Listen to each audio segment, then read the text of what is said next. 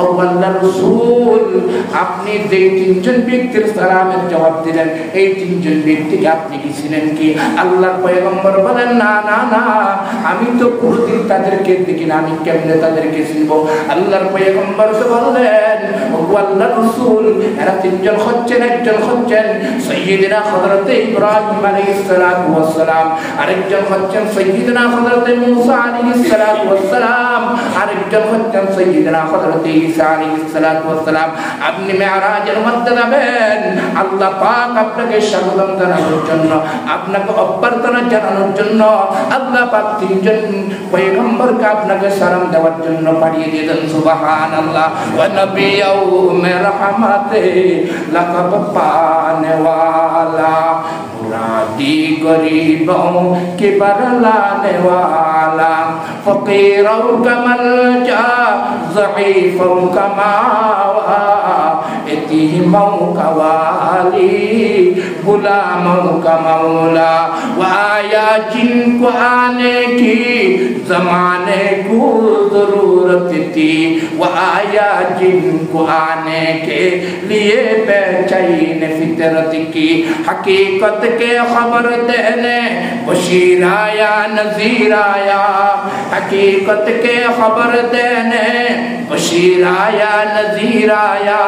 शहंशाहे नजिस के बावजूद वो फकीर आया मुबारक हो ज़माने को के ख़त्मुल मुरसलीन आया मुबारक हो ज़माने को के ख़त्मुल मुरसलीन आया सहाबे रहम बनकर रहमतुल लिल आलमीन आया वमा अरसलनाका इल्ला रहमतल लिल आलमीन। हज़रत जिब्रील अलैहिस सलाम বলেন ও আল্লাহর রাসূল আপনাকে যে বৃদ্ধা ডাক দিল আমি যে বললাম তার সালামের জবাব দিবেন না, তার দিকে তাকাবেন না, আপনি কি তাকে চিনেছেন? আল্লাহর পয়গম্বর বললেন হ্যাঁ হ্যাঁ আমি চিনি না। আল্লাহর পয়গম্বরকে বললেন জিবরিল ও আল্লাহর রাসূল এটা হচ্ছে ইবলিস। ইবলিস কোন সময় যদি মানুষকে ধোঁকা দেওয়ার জন্য আসে তাহলে বৃদ্ধা বয়স্ক মানুষের সুরত ধরে আসে। এই জন্য আমি বলবো আমার মুসলিম ভাই ব্রাদার প্রত্যেককে বলবো কোনদিন ইসলামের বিরুদ্ধে, কোনদিন শরীয়তের বিরুদ্ধে, কোনদিন কোরআন আর হাদিসের বিরুদ্ধে কোন কাজ হয় এমন কোন বয়স্ক মানুষ করবেন না। যদি করেন তাহলে ওই ইবলিসের দলের মধ্যে আপনি অন্তর্ভুক্ত হলেন। আল্লাহর পয়গম্বরকে বললেন এই বৃদ্ধ মানুষের সুরত ধরে ইবলিস মানুষকে ধোঁকা দেওয়ার জন্য আসে, আপনি ভালো কাজ করতেন, আপনি তার সালামের জবাব দেন নাই। এরপর আপনাকে যে বৃদ্ধ একজন মহিলা ডাক দিল, অভ্যর্থনা জানাইলো, আপনাকে বললাম তার সালামের জবাব দিবেন না, সামনে চলেন, আপনি কি তাকে চিনেছেন? রহমতের নবী বলেন আমি তো তাকে চিনি নাই। রহমতের নবীকে হযরত জিবরিল বলেন তিনি হচ্ছেন দুনিয়া। এই মহিলা বৃদ্ধা যেভাবে বয়স হয়েছে তার যে আর কয়দিন বাকি দুনিয়ারও ততদিন হায়াত আছে, আপনি তার দিকে তাকান নাই, তার কথা শোনেন নাই, সুতরাং আপনার কোন উম্মত দুনিয়ার জন্য পাগল হবে না। এই জন্য বলবো মেরাজের ঘটনা থেকে আমাদের শিক্ষণীয় বিষয় হলো যদি পয়গম্বর আরবের উম্মত বনতে চাও তাহলে দুনিয়ার পিছনে ফারা ছেড়ে দাও, আখিরাতের পিছনে লাগো। আখিরাত পাওয়ার জন্য আল্লাহ এবং আল্লাহর রাসূলকে পাওয়ার জন্য আল্লাহর হুকুম আল্লাহর পয়গম্বর তরিকা মতো চলার জন্য আজকের জুমার থেকে ওয়াদা করেনি আল্লাহ পাক যতদিন পর্যন্ত এই জমিনের মধ্যে হায়াতে রাখবেন। ও আমার এলাকার যুবক ভাইরা রে, আমি প্রত্যেকের কাছ থেকে ওয়াদা নিতে চাই আজকের থেকে যতদিন দুনিয়ার জমিনে বাঁচবো কোনদিন ইসলামের বিরুদ্ধে কোনো কাজ করব না। আর আওয়াজ দিয়ে বলেন এত মানুষের আওয়াজ এত ছোট, কি করবেন? মনে মনে কি করার ইচ্ছে আছে? যতদিন পর্যন্ত এই দুনিয়ার মধ্যে আমার আল্লাহ আমাকে হায়াতে বাঁচিয়ে রাখবে আর কোনদিন আজকের থেকে আল্লাহর হুকুমের বিরুদ্ধে কোনো কাজ করব না। আরো জোরে আর যতদিন পর্যন্ত আল্লাহ পাক বাঁচিয়ে রাখে আল্লাহর পয়গম্বরের সুন্নতের বিরুদ্ধে কোনো কাজ করব না। আল্লাহ পাক রব্বুল আলামিন আমাদের প্রত্যেককে আল্লাহর হুকুম আল্লাহর পয়গম্বরের তরিকা মোতাবেক চলার জন্য তৌফিক দান করুন। हमद अव्वल उस खुदा की जिसने बख्शा जिंदगी, हमद अव्वल उस खुदा की जिसने बख्शा जिंदगी, पर सलाम उस नबी पर जिसने सिखाया बंदगी। कौनैन का मुख्तार खुदा तुमको बनाया, उम्मत की नगहबान खुदा तुमको बनाया। या रब मेरे आंखों में समा जाए मदीना, मुद्दत से मेरे दिल में तमन्ना ये मदीना। ला इलाहा जुरे जुरे मोहब्बत से पड़ी ला इलाहा, ला इलाहा अर्जुन मोहब्बत ला इलाहा, ला इलाहा इल्लल्लाहु मुहम्मदुर रसूलुल्लाह सल्लल्लाहु अलैहि वसल्लम। सबसे पहले बार আল্লাহর দরবারে শুকর আর সুজুদ, যিনি আমাদের অত্যন্ত দয়া এবং মায়া করে পবিত্র জুমার দিনে জুমার সালাত আদায় করার জন্য, আসার জন্য, বসার জন্য সুযোগ করে দিয়েছেন, তৌফিক দান করেছেন। সেই মহান মনিবের আলিশান দরবারে অন্তরস্থল থেকে মহাব্বতের সিদ্ধিমানের কণ্ঠে উচ্চ আওয়াজে কেবল শুকর আদায় করে আলহামদুলিল্লাহ।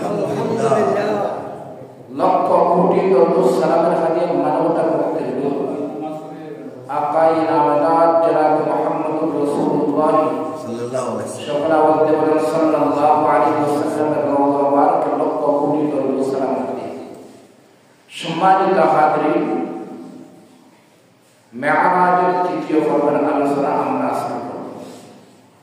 আজকে কয় তারিখ? 24 তারিখ। ইংরেজির কয় তারিখ? 24 তারিখ। রজব মাসের কত তারিখ কেউ বলতে পারবেন? 23 তারিখ। রজব মাসের কয় তারিখ? 23 তারিখ। একদিন আগে, একদিন পিছিয়ে। ইংরেজির 24, রজবের কত? 23। এই মাসের 26 তারিখ দিবাগত রাত মুহাম্মদ আরবি সাল্লাল্লাহু আলাইহি ওয়াসাল্লামের মেরাজ গেছে। রাত্রে জাগ্রত করে আল্লাহ পাক সশরীরে নিয়ে গেছেন। আল্লাহর পয়গম্বর জনাব মুহাম্মদুর রাসূলুল্লাহ সাল্লাল্লাহু আলাইহি ওয়াসাল্লামকে কাবা ঘরের উত্তর দক্ষিণ হাতিমে কাবা, সেখানে সিনা মুবারক হাত সার্জারি করার পর, শামসা জবান করার পর আল্লাহর পয়গম্বর সাল্লাল্লাহু আলাইহি ওয়াসাল্লামের সামনে বুরাক হাজির করা হয়। বুরাক এটা হচ্ছে বালকুন। বালকুন শব্দের অর্থ হচ্ছে বিজলি। পৃথিবীর মধ্যে সবচাইতে দ্রুততম গতি যে জিনিসটা চলে এটার নাম হচ্ছে আলোকসজ্জা, অর্থাৎ আলো। এটা দ্রুত সময়ে অনেক দূরে চলে যেতে পারে, হাজারো কিলোমিটার, হাজার হাজার কিলোমিটার। আপনি এখান থেকে সুইচ টিপ দিবেন, চলে যাবে ভারত, ইন্ডিয়া, আমেরিকা, সেকেন্ডের বিনিময়ে।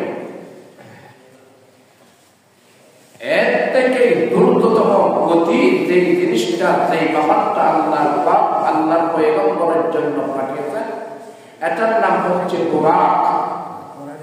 বুরাক শব্দের অর্থ হচ্ছে কি বালকুন, অর্থাৎ বিজলি। বিজলি যেই রকম সেকেন্ডের বিনিময়ে অনেক দূর চলে যায়, ঠিক তেমনি ভাবে বুরাক এটাও তার সীমানা, তার দেখানি সীমানা যেখানে দিয়ে শেষ, তার একটা কদম সেখানে দিয়ে শেষ। সুবহানাল্লাহ। মিস্টার আবু জাহেল আল্লাহর পয়গম্বর জনাব মুহাম্মদুর রাসূলুল্লাহ সাল্লাল্লাহু আলাইহি ওয়াসাল্লাম যখন মেরাজ থেকে আসলেন রাত। রাসূলের মেরাজ ইসরা এটা রাত্রে শুরু হয়েছে, এশারের কিছু সময় অতিক্রম করা। আল্লাহ কোরআন কারীমের এক আয়াতের এই আয়াতের মধ্যে বলেছেন সুবহানাল্লাহ, সুবহান সেই মহান পবিত্র। পবিত্র এই শব্দ নিয়ে কেন এই ঘটনার ইঙ্গিত দিচ্ছেন মুফাসসির কেরাম বলেন, আজকে যে ঘটনাগুলো ঘটতে যাচ্ছে সব হচ্ছে অলৌকিক ঘটনা। এই জন্য অলৌকিক ঘটনা পৃথিবীর আর কেউ ঘটাইতে পারে না, একমাত্র ঘটাইতে পারেন তিনি, যিনি মহান পবিত্র আল্লাহ। মিস্টার আবু জেহেলের কাজ ছিল আল্লাহর পয়গম্বরকে কষ্ট দেওয়া। তার পুরা দিন রাত্রে প্ল্যান করতেন তিনি দিনে কি করবেন, কালকে সকালে সর্বপ্রথম তার কি কাজ হবে, সে রাত্রে প্ল্যান করে ফেলতেন। তার প্ল্যান অনুযায়ী ফজরের নামাজের পর আল্লাহর পয়গম্বর কাবার পাশে বসে আছেন। আবু জেহেল যাইয়া বললেন, মুহাম্মদ আজকে কোন নতুন খবর আসেনি?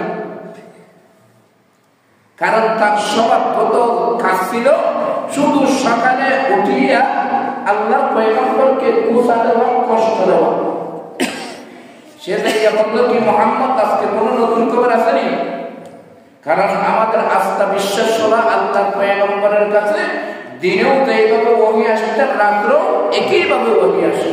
আল্লাহর পয়গম্বরের কে স্বপ্নের মাধ্যমে আল্লাহ ওহী পাঠান।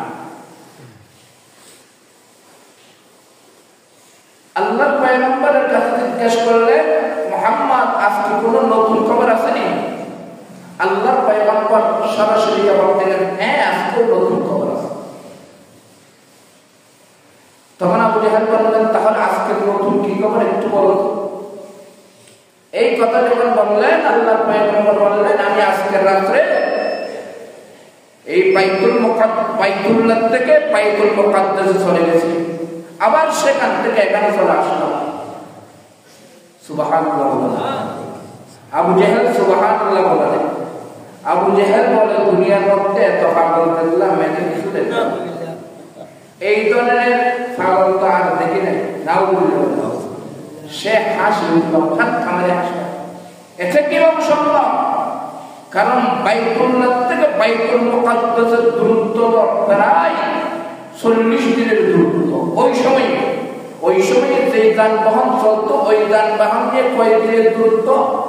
40 দিন রাখতো বাইতুল মুকাদ্দাস থেকে মুলকে শাম, বাইতুল মুকাদ্দাস ফিলিস্তিন। তিনি বলেন এটা কিভাবে সম্ভব? কিন্তু তিনি আর কোনো জবাব দেন নাই। তার কাজ হলো আল্লাহর পয়গম্বরকে বেইজ্জত করা, অসম্মান করা। তখন তিনি কি করলেন? তখন তিনি বললেন, ঠিক আছে, তুমি যেই কথা আমাকে বলছো এই কথা কি তুমি কুরাইশদের সামনে বলতে পারবে? তখন তিনি বললেন, হ্যাঁ। আল্লাহর পয়গম্বর বললেন, হ্যাঁ বলতে পারবো। তখন তিনি ডাক দিলেন বাইতুল্লাহ উড়ানের মধ্যে যাইয়া, এ কুরাইশ বংশ, শুনো শুনো, আজকে মুহাম্মদ আবার নতুন খবর নিয়ে এসেছে, আসো। এইভাবে যখন ডাক দিলেন, মক্কার কাফেররা সবাই চলে আসলো। সবাই কি রাসূলের মুহাব্বত আসলো নাকি রাসূলকে কষ্ট দেওয়ার জন্য, হাসি ঠাট্টা করার জন্য আসলো? হাসি ঠাট্টা তামাশা করার জন্য আসলো। আল্লাহর পয়গম্বর আর আবু জেহেল মাঝখানে, চতুর্পাশে মক্কার মানুষগুলো। আল্লাহর পয়গম্বর রাহমাতুল লিল আলামিন মাঝখানে, হযরতে রাসূল করিম সাল্লাল্লাহু আলাইহি ওয়াসাল্লাম আর আবু জেহেল মাঝখানে।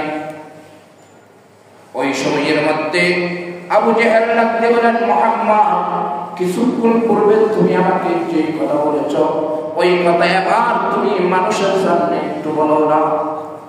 আল্লাহর পয়গম্বরকে যখন বললেন, আল্লাহর পয়গম্বর ডাকতে বললেন, হে মক্কাবাসীরা, আমি আজকে রাত্রে মেরাজের মধ্যে গিয়েছিলাম। আল্লাহর পয়গম্বর এই কথা যখন বললেন, কি মেরাজ? আবার রাহমাতুল লিল আলামিন বলেন, মেরাজ হলো আমি বাইতুল্লাহ থেকে রাত্রে গমন করে আমি বাইতুল মুকাদ্দাসের মধ্যে গেলাম, বাইতুল মুকাদ্দাস থেকে আবার বাইতুল্লাহর মধ্যে ফিরে আসলাম। সুবহানাল্লাহ বলেন। মক্কার কাফেরগুলো হাসাহাসি শুরু করে দিল, হে মুহাম্মদ তুমি তো আমার দরকার, তোমাকে অল্প করে পাগল, কিন্তু আজকে থেকে দেখলাম নাউযু বিল্লাহ তুমি তো মস্ত বড় পাগল। নাউযু বিল্লাহ। কারণ কিভাবে সম্ভব 40 দিনের দূরত্ব এই জায়গা থেকে তুমি মাত্র অল্প সময়ের মধ্যে রাত্রে গেলাম, এটা তো আমাদের বোঝা আসে না। সেখান থেকে কিছু কিছু কাফের যারা বাইতুল মুকাদ্দাসে অর্থাৎ সিরিয়াতে মুলকে শাম অর্থাৎ বর্তমানে যেটার নাম ফিলিস্তিন, ওই জায়গার মধ্যে পূর্বে আরো অনেক কাফেররা গিয়েছিল, তারা জানে বাইতুল মুকাদ্দাস কি রকমের। তারা তখন ওখান থেকে কয়েকজন ডাক দিয়ে বলল, মুহাম্মদ ঠিক আছে, তুমি বাইতুল মুকাদ্দাস যেহেতু গিয়েছো বলো, তাহলে তুমি আমাদের একটা প্রশ্নের জবাব দাও। এই কথা যখন বললেন রাহমাতুল লিল আলামিন ডাক দিয়ে বলেন, তোমাদের কি প্রশ্ন? আল্লাহর পয়গম্বরকে বলে এইভাবে বললেন, মক্কার কাফেররা বলল, হে মুহাম্মদ তুমি যে বাইতুল মুকাদ্দাসের মধ্যে গেছো, তাহলে বাইতুল মুকাদ্দাসের দরজা কয়টা বলো, বাইতুল মুকাদ্দাসের জানালা কয়টা বলো, লাইট কয়টা বেরো, সবুজ কয়টা বলো। সাই বলেন তো আপনাদেরকে দাওয়াত করা হলো সাইফুল কমিউনিটি সেন্টারে, আজকে জুমার নামাজের পরে বিবাহের দাওয়াত, কোন একটা অনুষ্ঠানের দাওয়াত আপনারা গেছেন, সেখানে খাইলেন, এরপর আসলেন আমাকে বললেন হুজুর আজকে একটা দাওয়াত পেয়েছিলাম সাইফুল কমিউনিটি সেন্টারে, সেখানে গিয়েছিলাম। আমি জিজ্ঞেস করলাম, ঠিক আছে তুমি যে সাইফুল কমিউনিটি সেন্টারে গেছো, তাহলে তুমি আমাকে জবাব দাও সেখানে ক্লাবের মধ্যে কয়টা ফ্যান আছে একটু বলো।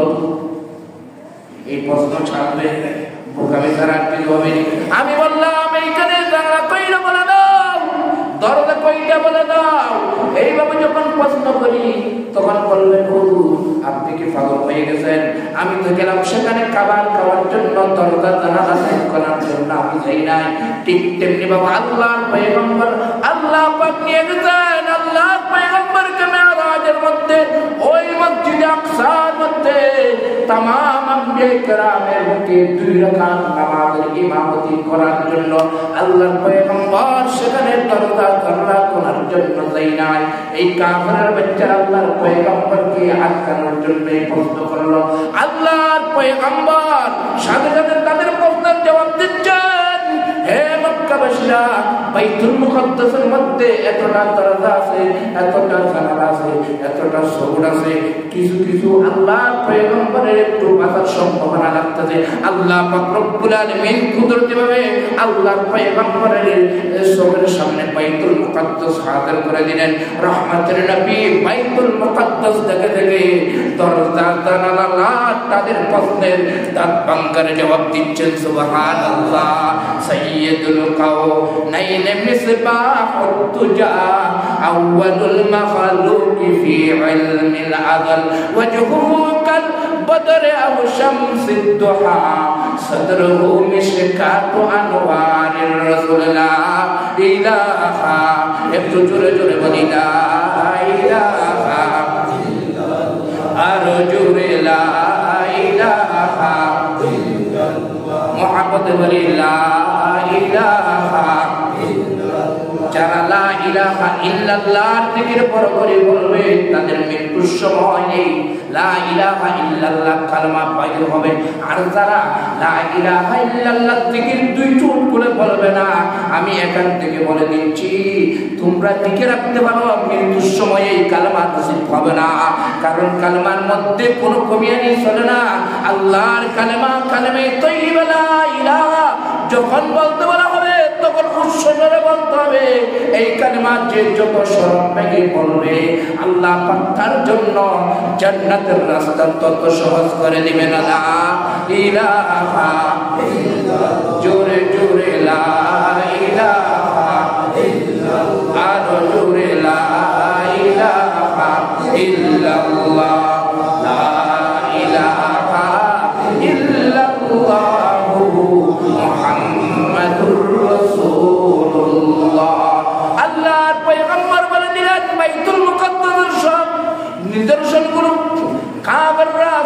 হয়ে গেল। অবশ্যই তাহলে তিনি অবশ্যই মেরাজের মধ্যে এই রাত্রে ওই বাইতুল মুকাদ্দাসের মধ্যে গেছে। আবু জাহেল কাফেররা সেখান থেকে উতবা সাইবারা ওলীদ ইবনে মুগীরা তারা সেখান থেকে লাঞ্ছিত হয়ে গেল, অপমানিত হয়ে গেল। আল্লাহর পয়গম্বরকে বেইজ্জত করার জন্য দিয়েছিল, কিন্তু বেইজ্জত তারা হয়েছে। বেইজ্জত করনেওয়ালা কে? আল্লাহ। আল্লাহ তাকে বেইজ্জত করে পৃথিবীর কেউ তাকে ইজ্জত দিতে পারে না। 24 সালের মধ্যে আল্লাহ যাকে বেইজ্জত করেছে, লক্ষ লক্ষ পুলিশ সেনাবাহিনী তাকে ইজ্জত দিতে পারে না, ঠিক কিনা? এই জন্য মুসলমান ভাইয়েরা রে, সম্মান দেওয়ার মালিক, ইজ্জত দেওয়ার মালিক একমাত্র আমার আল্লাহ। আবু জাহেল উতবা সাইবারা বলল, ও মুহাম্মদ, তাহলে তো আমরা ফেরে গেলাম। এই কথা বলে তারা চলে গেল। এই কথাগুলো আমরা বলবো আবু বকরের কাছে, কারণ আবু বকরের কাছে অবশ্যই এই কাজ গভীর লাগবে, তার কাছ থেকে কোনো জবাব পাবো। এইবারে আবু বকর সিদ্দিককে খুঁজতে লাগলো। খুঁজতে খুঁজতে এক পর্যায়ে এক জায়গার মধ্যে যাইয়া হযরত আবু বকরের সাথে সাক্ষাৎ হলো। হযরত আবু বকর সিদ্দিককে ডাকতে বলেন, আবু বকর রে, তুমি কি আজকে কোনো নতুন খবর শুনেছ? আবু বকর বলেন, কি ধরনের নতুন খবর? এই কথা বলার সাথে সাথে আবু জাহেল বলে, তুমি কি শোনা নাই তোমার বন্ধু মুহাম্মদ নাকি আজকের রাত্রে বাইতুল্লাহ থেকে বাইতুল মুকাদ্দাস চলে গেছে 40 দিনের রাস্তা, আবার সেখান থেকেই চলে আসছে। এটা কি ধরনের কথা? আল্লাহর পয়গম্বরের সাহাবা আবু বকর ডাকতে বলেন, হে আবু জাহেল, যদি এই কথা আমার বন্ধু মুহাম্মদ বলে থাকে, তাহলে আমি একবার কেন 100 বার আমি সত্য বলে আমি গ্রহণ করে নিলাম। আল্লাহ পাক রব্বুল আলামিন তৎক্ষণাৎ জিবরিলকে পাঠিয়ে দিলেন, জিবরিল যা যা যা আমার বন্ধুকে যাইয়া বলে দে, আমার হাবিবকে যাইয়া জানিয়ে দাও, আমার হাবিবের সব চাইতে কাদের মানুষ, সব চাইতে কাদের মানুষ যাকে আমার হাবিব মহব্বত করে, সবচাইতে বেশি আমার বন্ধুকে মহব্বত করে, ভালোবাসে মক্কার মধ্যে, এর মতো আর কোনো দ্বিতীয় কেউ কোনো ব্যক্তি নাই, তিনি হলেন আবু বকর। আমার হাবিবকে জানিয়ে দাও, আমার হাবিবকে আবু বকরকে লকব দিয়ে দিতে বলো, আবু বকর সিদ্দিক। দুনিয়ায় সদাকত মে তেরা নাম रहेगा, दुनियाए सदाकत में तेरा नाम रहेगा, सिद्दीक तेरा नाम सही से लाम रहेगा। সেখান থেকে আবু বকর সিদ্দিক, সিদ্দিক আকবর লকব পেয়েছেন, সুবহানাল্লাহ। সেখান থেকে আল্লাহর পয়গম্বরের মেরাজ সূক্ষ্মটার মধ্যে পড়ে দিলেন। এটা আল্লাহর পয়গম্বর যদি বলে, তাহলে আমি 100 বার কেন, কোটি বার বলবো, এটাই সত্যি সত্যি, সুবহানাল্লাহ। ও মুসলমান ভাই বন্ধুরা আমার, আল্লাহর পয়গম্বরের সামনে হাজির করা হলো বুরাক। এই বুরাকটা দেখতে চেহারাটা মানুষের আকৃতি, গাদার থেকে গাদার মতো বড়, হস্তর থেকে ছোট, গুড়ার মতো কেশ, আর কুরগুলো হচ্ছে 14-15 জানোয়ারের মতো, প্রাণীর মতো। এই ধরনের একটা জন্তু প্রাণী তখন আল্লাহর পয়গম্বরের সামনে হাজির করা হলো। আল্লাহর পয়গম্বরকে বললেন, জিবরিল, হে আল্লাহর পয়গম্বর, আপনি বুরাকের উপর সওয়ার হন। আল্লাহর পয়গম্বর বুরাকের উপর সওয়ার হলেন। বুরাক লাফালাফি শুরু করে দিল খুশির কারণে। হযরত জিবরিল আলাইহিস সালাম বলে, বুরাক, তুমি এইভাবে লাফালাফি কেন করতেছ? বুরাক বলে, আমি লাফালাফি করতেছি এই জন্য পৃথিবীর জমিনে এর থেকে সম্মানী আর কোনো ব্যক্তি আমার উপর সওয়ার হয় নাই। হযরত জিবরিল বলে, তুমি এইভাবে লাফালাফি করলে দুই জাহানের সরদারের মনের মধ্যে কষ্ট আসবে না? এই কথা বলতে দেরি, বুরাক লাফালাফি বন্ধ করতে দেরি নাই। এই বুরাকের মধ্যে সওয়ার হলেন হযরত রাসূল করিম সাল্লাল্লাহু আলাইহি ওয়াসাল্লাম। বুরাকের লাগাম ধরার জন্য সামনের মধ্যে বসে আছেন হযরত জিবরিল আলাইহিস সালাতু ওয়াস সালাম।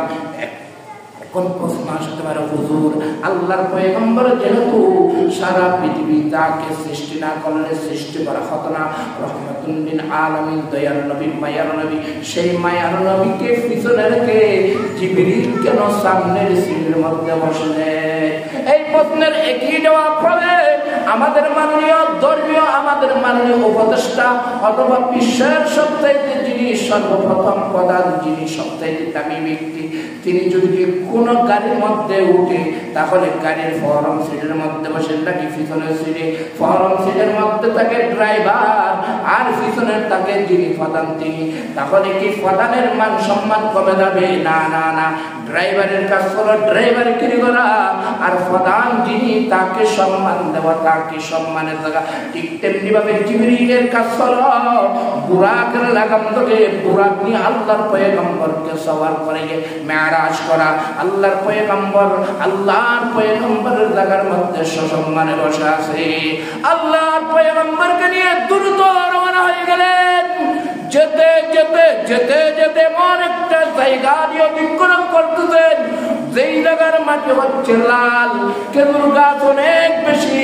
রাহমাতুল লিল আলামিনকে ডাক দিয়ে বলেন, জিবরিল ও আল্লাহর পয়গম্বর, আপনি এই জায়গার মধ্যে একটু নামেন, 2 রাকাত নফল নামাজ পড়েন।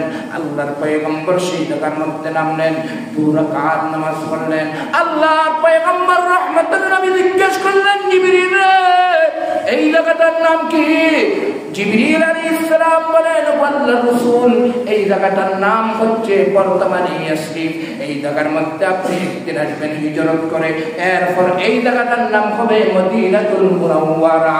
সোনার মদিনা, আমার প্রাণের মদিনা, সব ভুলিব কিন্তু তোমায় বলতে পারি না।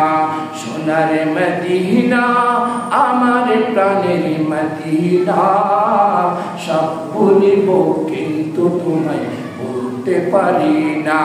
ইয়াসরিব নামে দিলে তুমি অলক্ষণের দেশ, বড়ই মারাত্মক ছিল তোমার পরিবেশ। ইয়াসরিব নামে ছিলে তুমি অলক্ষণের দেশ, বড়ই মারাত্মক ছিল তোমার পরিবেশ। আর তোমার বুকে শুয়ে আছেন শাহে মদিনা। সোনার মদিনা, আমার প্রাণের মদিনা, সব ভুলিব কিন্তু তোমায় বলতে পারি না। হযরত জিবরিল আলাইহিস সালাম বলেন, আল্লাহর রাসূল, এই জায়গার মধ্যে আপনি একদিন হিজরত করে আসবেন, এরপর এই জায়গাটার নাম হবে মদিনা। এই জায়গাটা খুব মুবারক জায়গা, আপনি এখানে নামলেন, এখানে 2 রাকাত নফল নামাজ পড়েন। এরপর রাহমাতুল লিল আলামিনকে আবার বললেন, আল্লাহর পয়গম্বর দ্রুত বেগে রওনা হন। আবার বুরাক যাচ্ছে আর যাচ্ছে, চলতে যেতে যেতে যেতে যেতে আরো অনেক দূর যাওয়ার পরে একটা জায়গার মধ্যে অতিক্রম করার সময় হযরত জিবরিল আলাইহিস সালাম বলেন, ও আল্লাহর রাসূল, এই জায়গার মধ্যে নামেন, একটু 2 রাকাত নামাজ পড়েন। রাহমাতুর নবী সেই জায়গার মধ্যে নামলেন, 2 রাকাত নামাজ পড়লেন। হযরত জিবরিলের কাছে জিজ্ঞাসা করলেন, জিবরিল রে, এই জায়গাটার নাম কি? তুমি আমাকে এই জায়গার মধ্যে নামার জন্য বলছো, 2 রাকাত নামাজ পড়ার জন্য বলছো।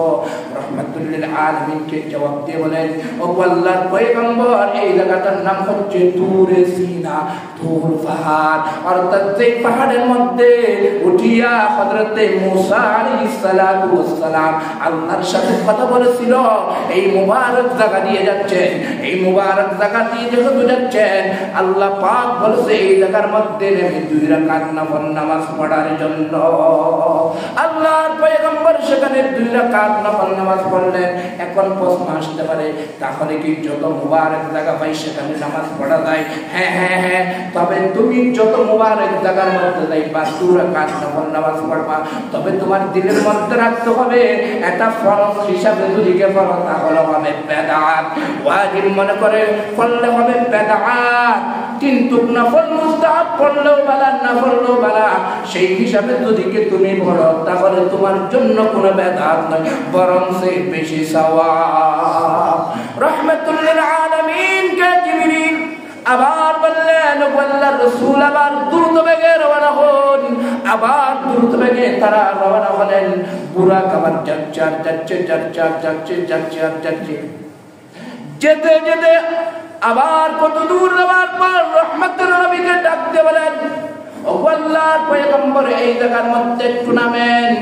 2 রাকাত নামাজ পড়েন আল্লাহর পয়গম্বর সেই জায়গার মধ্যে নামলেন 2 রাকাত নফল নামাজ পড়লেন আল্লাহর পয়গম্বর জিজ্ঞেস করলেন জিবরিল রে এটা কোন জায়গা রাহমাতুল লিল আলামিন কে জিবরিল পরিচয় করাই দিচ্ছেন ও আল্লাহর পয়গম্বর এটার নাম হচ্ছে মাদায়েন হযরত শুআয়ব আলাইহিস সালাতু ওয়াস সালামের জন্মস্থান এই মুবারক জায়গা দিয়ে যাচ্ছেন সেখানে আপনাকে 2 রাকাত নামাজ পড়ার জন্য বললাম আবার তুলতমে রওনা হলেন আবার যেতে যেতে যেতে যেতে আবার কত দূর যাওয়ার পর আবার দেখতে বললেন ও আল্লাহর রাসূল এই জায়গার মধ্যে টুর্নামেন্ট 2 রাকাত নামাজ পড়েন রহমতের নবী সেই রাকাত সেই জায়গার মধ্যে নামলেন 2 রাকাত নামাজ পড়লেন আল্লাহর পয়গম্বর জিজ্ঞেস করলেন জিবরিল রে এটা কোন জায়গা তুমি আবার আমাকে এখানে নামাজ পড়ার জন্য বলছো রহমতের নবীকে জবাব দেন ও আল্লাহর পয়গম্বর এটা হচ্ছে বেতলখাম বাইতুল লাহাম হযরত ঈসা আলাইহিস সালাতু ওয়াস সালামের জন্মস্থান আপনি মুবারক জায়গার মধ্যে দিয়ে যাচ্ছেন এই জন্য এখানে 2 রাকাত নামাজ পড়ার জন্য বললাম আল্লাহর পয়গম্বর সেখানে 2 রাকাত নামাজ পড়লেন এরপর হযরত জিবরিল আলাইহিস সালাম বলেন ও আল্লাহর রাসূল আবার দ্রুত বেগে রওনা হন আবার দ্রুত বেগে রওনা হলো আবার যেতে যেতে কিছু দূর যাওয়ার পর একজন বৃদ্ধা ডাক দিয়ে বলেন তাআল হানা ইয়া মুহাম্মদ হে মুহাম্মদ এদিকে আসো রাহমাতুল লিল আলামিন কে হযরত জিবরিল আলাইহিস সালাম বলেন ও আল্লাহর রাসূল আপনি ওই দিকে তাকাবেন না তার দিকে তাকাবেন না আপনি দ্রুত বেগে রওনা হন আল্লাহর পয়গম্বর দ্রুত বেগে রওনা হচ্ছেন আবার যেতে যেতে কত দূর যাওয়ার পর একজন বৃদ্ধা মহিলা তিনি ডাক দিয়ে বলেন তাআল খানা ইয়া মুহাম্মদ হে মুহাম্মদ এদিকে আসো হযরত জিবরিল আলাইহিস সালাম বলেন ও আল্লাহর রাসূল আপনি সেই দিকে তাকাবেন না আপনি দ্রুত বেগে রওনা হন আল্লাহর পয়গম্বর দ্রুত বেগে রওনা হলেন আবার যেতে যেতে কত দূর যাওয়ার পর তিনজন ব্যক্তি আল্লাহর পয়গম্বরকে 3 ধরনের করে সালাম দিচ্ছেন আসসালাতু ওয়াসসালামু আলাইকা ইয়া আউয়ালু আসসালাতু ওয়াসসালামু আলাইকা ইয়া আখিরু আসসালাতু ওয়াসসালামু আলাইকা ইয়া হাশিরু হযরত জিবরিল আলাইহিস সালাম বলেন ও আল্লাহর রাসূল আপনি এই তিনজন ব্যক্তির সালামের জবাব দেন এই কথা যখন বললেন রহমতের নবী তারা তিনজন ব্যক্তির সালামের জবাব দিলেন এরপর আল্লাহর পয়গম্বরকে বলেন ও আল্লাহর রাসূল আপনি যে 3 জন ব্যক্তির সালামের জবাব দিলেন এই 3 জন ব্যক্তিকে আপনি কি চিনেন কি আল্লাহর পয়গম্বর বলেন না আমি তো কোনদিন তাদেরকে দেখি না আমি কেমনে তাদেরকে চিনব আল্লাহর পয়গম্বরকে বললেন ও আল্লাহর রাসূল এরা 3 জন হচ্ছেন একজন হচ্ছেন সাইয়্যিদনা হযরত ইব্রাহিম আলাইহিস সালাতু ওয়াস সালাম আরেকজন হচ্ছেন সাইয়্যিদনা হযরত মুসা আলাইহিস সালাতু ওয়াস সালাম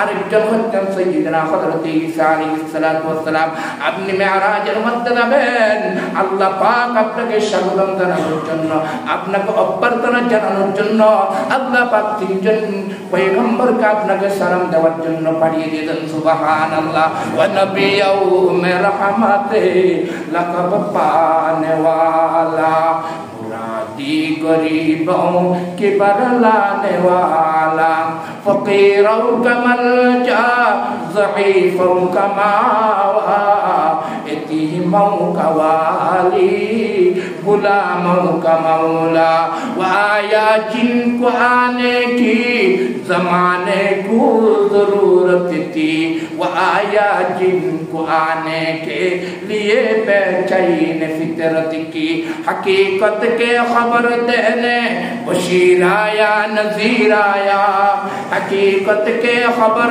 देने बशीर आया नज़ीर आया शहंशाहे नजिस के बावजूद में वो फकीर आया मुबारक हो ज़माने को के ख़त्मुल मुरसलीन आया मुबारक हो ज़माने को के ख़त्मुल मुरसलीन आया सहाबे रहम बनकर रहमतुल लिल आलमीन आया वमा अरसलनाका इल्ला रहमतल लिल आलमीन হযরতে জিবরিল আলাইহিস সালাম বলেন, ওগো আল্লাহর রাসূল, আপনাকে যে বৃদ্ধ ডাক দিল, আমি যে বললাম তার সালামের জবাব দিবেন না, তার দিকে তাকাবেন না, আপনি কি তাকে চিনেছেন?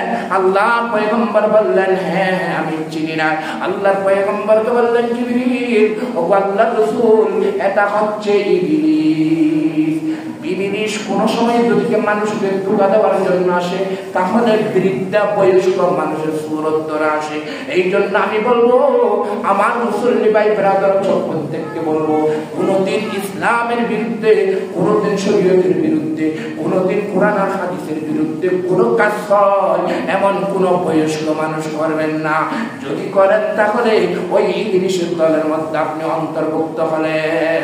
আল্লাহর পয়গম্বরকে বললেন, এই বৃদ্ধ মানুষের সুরত ধরে ইবলিস মানুষকে ধোঁকা দেওয়ার জন্য আসে, আপনি ভালো কাজ করতেন, আপনি তার সালামের জবাব দেন নাই।